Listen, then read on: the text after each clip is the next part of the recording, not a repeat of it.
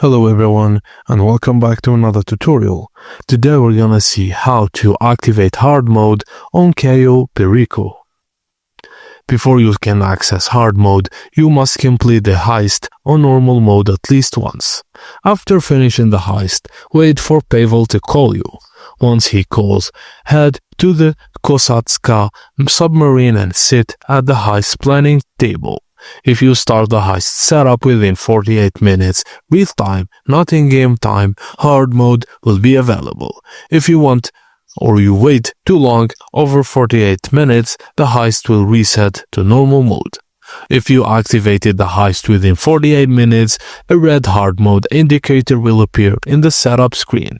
If you don't see it, you missed the window and will read to complete the heist on normal mode again before trying again.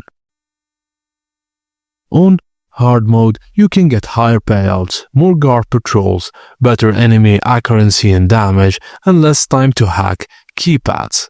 To speed up the restart, you can use invite-only sessions, switch sessions after completion, and call Pavel from your phone if he doesn't call you.